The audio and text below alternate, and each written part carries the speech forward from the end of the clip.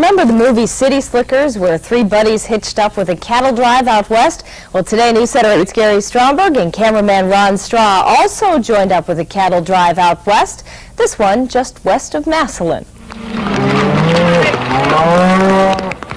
The Dundee Cattle Ranch out in Tuscarawas County.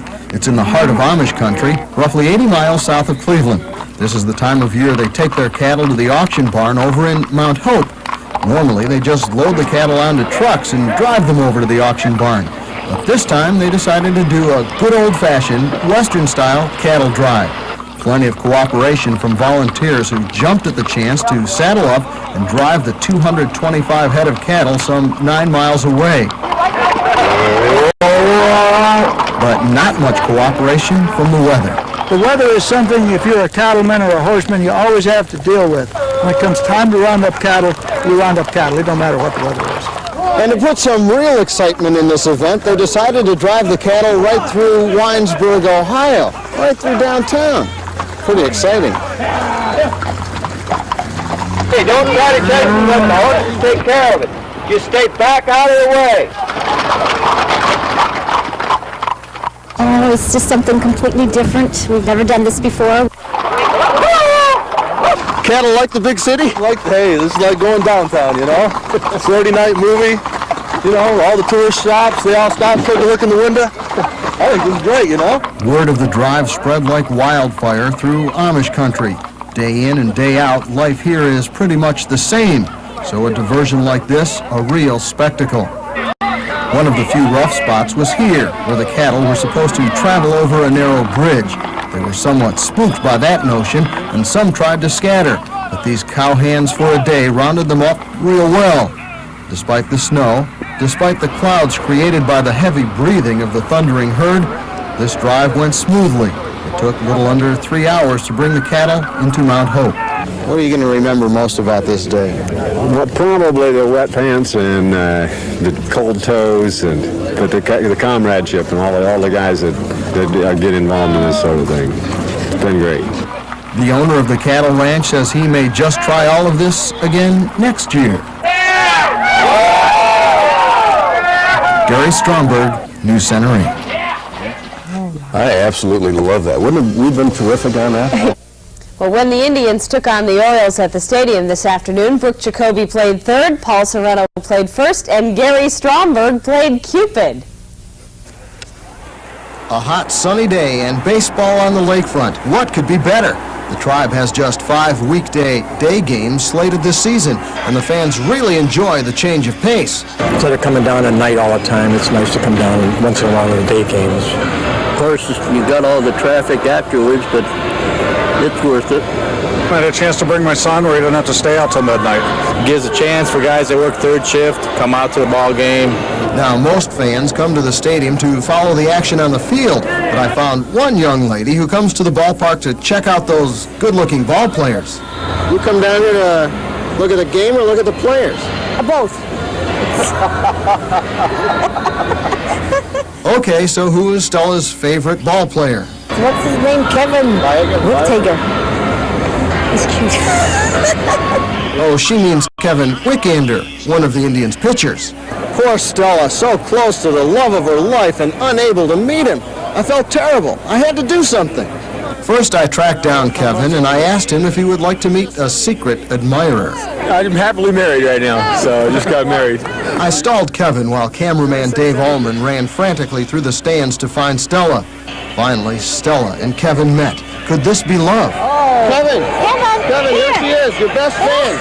I'm your best fan. How are you? Oh, my God. Here, have some gum. Kevin made sure he got an autographed ball for Stella, but he stopped short of arranging an evening of dinner and dancing. Just got married. You should have found me about 4 months ago. No, I should have been 20 years younger. I thought they were kidding. Now, Stella may not be able to steal a base, but she sure can steal a kiss. Gary Stromberg, News Center 8, the stadium. Oh, that's cute. Very nice. And great weather for that ball game today. Like many of us around town, News Center 8's Gary Stromberg has been battling the flu. But Gary's spirits were lifted somewhat today when we told him we were sending him someplace where the temperature is 75 degrees. Where was Gary heading? Well, it wasn't Florida. Back before there was a Cleveland, back before there was a Lake Erie, there was an ocean here. About 400 million years ago, when that ocean dried up, it left huge salt deposits. 33 years ago, the state of Ohio leased rights to mine that salt, and this salt mine has turned out to be a gold mine for the Axo Salt Company. The salt pulled out of here is spread on icy and snow-covered roadways as far west as Duluth, Minnesota, and as far east as Montreal. It's a 4.5-minute ride down the elevator shaft. You wind up a third of a mile under Lake Erie, and the area being mined is 2.5 miles offshore. Sure, you might be concerned about the lake pouring down on you, but a bigger worry, there's an underground river just 300 feet above you. It's about 150 feet deep. Our shafts go right through the middle of it, and we have to have special techniques to go down through it. That underground river is loaded with smelly gases and corrosive acids. Fortunately, very little has seeped into the mine. Now, how do they get huge mining vehicles down here? Oh, something this big, we had to take apart, send it down in the elevator shaft, reassemble it, and then bring it out here into the mine. Here's how they mine the salt. An undercutter is used to cut a gap in the bottom. Holes are then drilled into the wall of salt. Explosives are then placed into the holes, and then at shift change time, it's explosion time. Each blast loosens 600 tons of salt, and they have 15 to 16 explosions per day down here. Chunks of salt are dumped into crushers and then into shakers.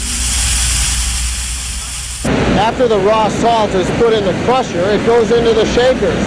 And after that, it goes on these conveyor belts. In fact, before the salt leaves here, it's traveled over 2.5 miles on conveyor belts. Now, I thought I found the winter home of Fidel Castro down here. How long you been working down here? About 26 years. Actually, Fidel turned out to be Bill Radcliffe. What's the best part of working here? The money. That's right. If it's a rough winter and a miner wants to take on a ton of overtime, he can pocket $55,000 a year or even more. Lots of money, but the company cafeteria leaves plenty to be desired. That's like a sub sandwich? Yeah, sub sandwich, yeah. You put salt on there? No salt, no. Get plenty of salt in our diet down here, you know. A sub sandwich, I guess you could actually call this one a subterranean sandwich. Gary Stromberg, News Center 8, well below Lake Erie. Looks interesting, but not a place if you're claustrophobic, huh? Not at all. What a trip down there. Yeah. One of Hollywood's legendary performers will take to the stage in Cleveland tomorrow night. Today, News Center 8's Gary Stromberg was among those who had the chance to meet the one and only Red Skelton. When he's in character, Red Skelton can be sort of a meanie. I met my wife through her brother. He says to me, would you like to meet one of my sisters? I said, you've got sisters? He says, I've got two. One's name's Hortense, the other's name's Lassie. I said, Lassie's a dog. He says, where do you see Hortense? But in real life, Red's an old softy every day. First thing I do, I write a love letter to Mrs. Skelton, whether I'm at home or away, and I do a pencil sketch to illustrate something in the letter. Red Skelton has fond memories of Lucille Ball. If comedy is music for the soul, I would say she was one of the greatest lady conductors we've ever had. Red will perform at the Palace Theater here in Cleveland tomorrow, on the eve of Mother's Day. Mother's Day, that's the day when you borrow $5 from Mom to buy her a box of your favorite candy. And while she's doing the dishes after dinner, you sit in the living room and eat it. Red continues to perform on stage. He writes short stories, composes music, and he paints and draws. While on airplanes, he draws on napkins or handkerchiefs. His paintings are sought after by collectors and command prices of up to $125,000. Red shoots videos wherever he goes, and I couldn't pass up the chance of telling him a one-liner. Your handkerchief art there, it's nothing to sneeze at. He laughed. That's not surprising, because Red is nice to everyone he meets. People say to me, why are you nice to everybody? I say, well, because my mother and my grandmother taught me that man was made in God's image. I've never met God in person. The next guy just might be him. Gary Stromberg, News Center 8, Cleveland. And I always loved who he always laughs at his own jokes. I used to laugh harder at him laughing at himself. Yeah. And that's our news at 6, the CBS Evening News with Dan Rather. This was not just another day for Don Davis. Here's a man accustomed to dispensing stamps, suddenly dispensing root beer floats.